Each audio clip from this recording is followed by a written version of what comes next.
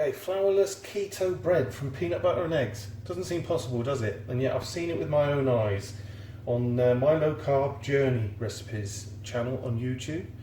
So I thought we'd give it a go because it looked very interesting and it might be the answer to my prayers. I'm going to tailor the recipe slightly. The bread does look a little bit soft and squishy, a little bit glutinous. So I'm going to try and get rid of that by altering the recipe slightly on the channel that I watched it and adding some almond flour, some Kirkland almond flour that I've just had delivered. So what you start off with is preheating the oven, 180 degrees Celsius. We need it, and we're going to bake in there for 30 minutes. And I've got a loaf pan here which I've put a non-stick sort of cake liner in. You can do it directly in it if you've got some spray you want to use. And in the bowl I've just got a very cheap peanut butter, 340 gram jar. It's about a cup or just over. I've gone for the non-crunchy. The recipe did show using smooth, so I've stuck with that. We've just emptied that out into a mixing bowl. I did give it about 20 seconds in the microwave in the jar first, just to loosen it up slightly, and then I've let it cool down again. We don't want to scramble the eggs that we're going to put into this, and there are a lot of eggs in this recipe. There's 6 eggs, so I'm going to start by cracking those in. And then what we're going to do is we're going to combine that gently with a spatula, and then we're going to use an electric whisk just to mix it up into a smooth batter and get all the egg and peanut butter mixed in together.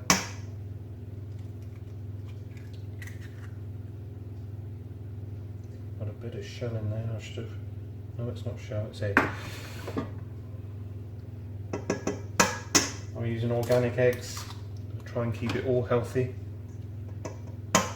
I know it says free range on the box, but these are moved from another box.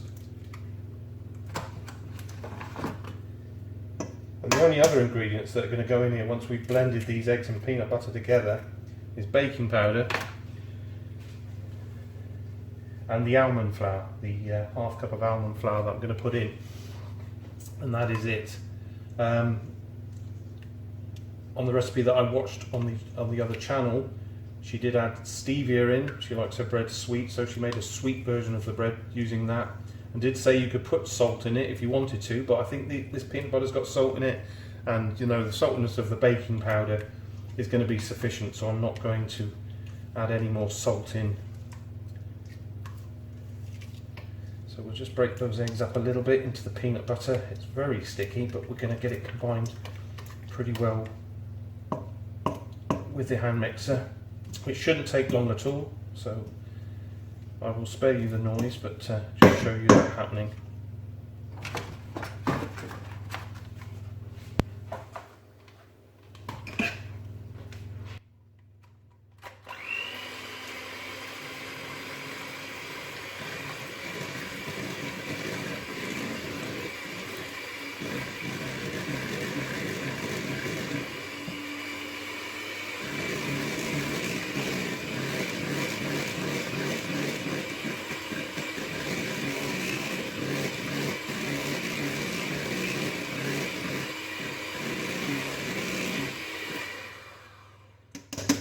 And that's it, not very long at all, just sufficient to combine that. You can see it's almost like a batter now. So next ingredients in, and we're going to mix this a little bit by hand before we put the mixer in, so we don't get the flour and the baking powder going everywhere. So that's the half cup of almond flour, and then I've got a level dessert spoon of baking powder. So we'll just combine those in. And the purpose of the almond flour is I want to try and dry the mixture out a bit and get rid of the sheen and the glutinous sort of look to the bread that seemed to be quite apparent when she sliced it. And it's a bit of an experiment. We don't know if it's going to do the job. I may have to add more almond flour if I do it again. But I thought I'd be interested to see what, this very heavy peanut and egg bread would come out like. Right, so that's gone in lovely. We'll get the mixer in there again and just give it another minute just to make sure all the ingredients are combined well.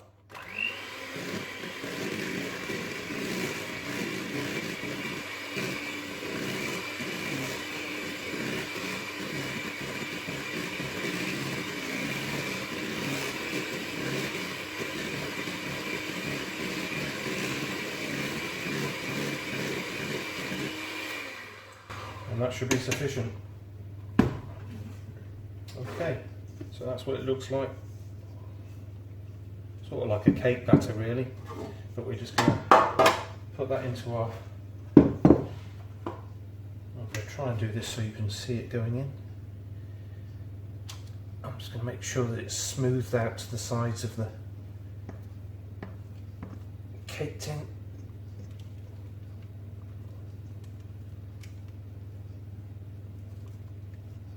Hopefully the eggs and the baking powder are going to act as a good raising agent in this and give us some lift. It certainly did in the video I watched, so it's quite amazing. But I'm just wondering whether the very strong taste of the peanut butter bakes out, or is still very strong in the finished product. It certainly looked like a bread. It looked like a sort of malted colour bread, and it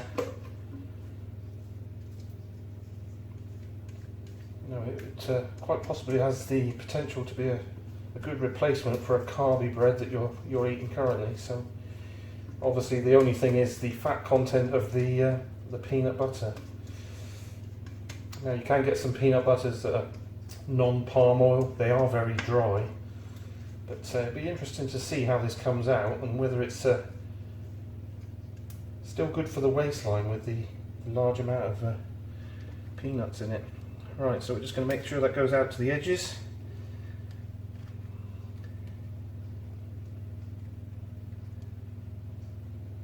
Well, that's quite simple. If that makes a loaf of bread I can eat instead of a carb-based version, I'll be very happy. So, oven is ready, so I'm just going to stick that in. We'll put 30 minutes on the timer and we'll see what happens.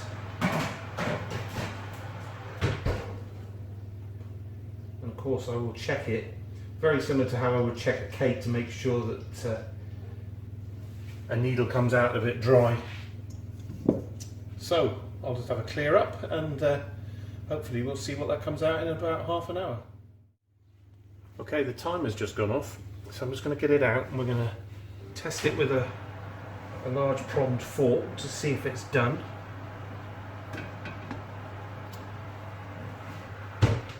Now the first thing you'll notice is that it's got a little bit of a sort of peanut butter looking sheen to the top of it, but if we dip that right through into the bottom, you see it's coming out completely clean in all areas, and it feels, you know, quite sort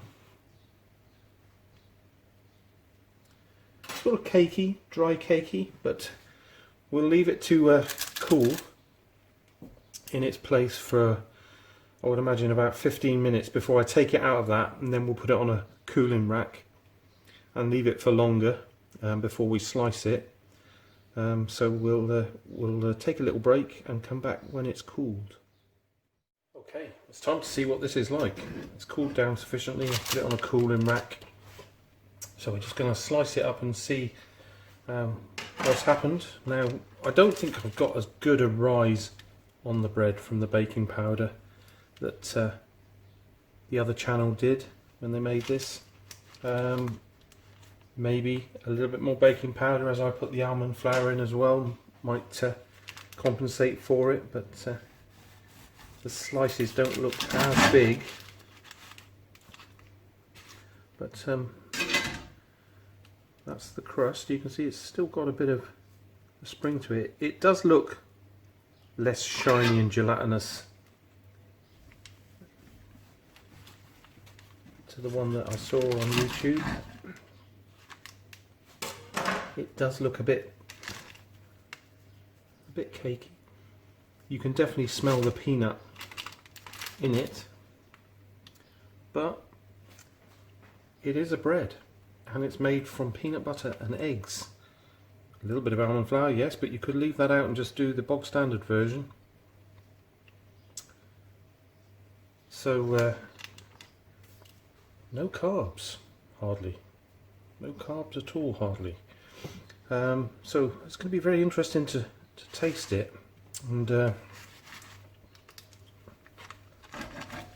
one of those people who cannot eat bread unless I've got butter on it, or you know, a good blended margarine type butter or something like that. So it's still very warm, so that's the best time to eat bread, I think.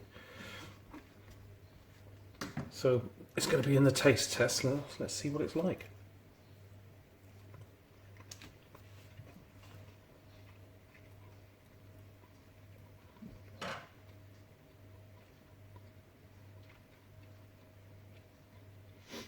So texture wise, it is very springy, as you can see. It's very cakey, but it's not horrible. It's not a horrible texture. It's just like a very soft bread.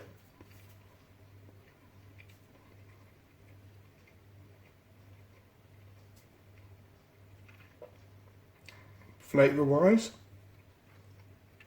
I'm not hating the flavour. You know, obviously helps that I'm a great nut lover. I love peanut butter. I love nuts. So it's not horrible at all. It might taste different as it cools down and settles, but as far as a bread replacement goes, where me being diabetic, I don't have to worry about carbs turning to sugar and increasing my blood sugar, and also going to your waistline. That is really nice.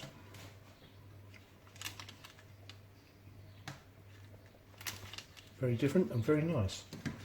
But I don't think it's going to be horrible at all. I reckon that'll make a really decent sandwich.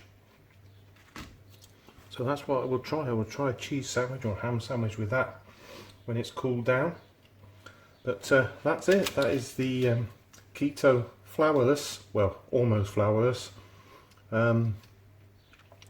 bread made from peanut butter and eggs and a bit of baking powder, and I just added a little bit of almond flour to try and get rid of some of the sort of gelatinous texture of it, and it has done that, but it's made it a heavier, slightly heavier loaf, as you can see, but it's still very nice.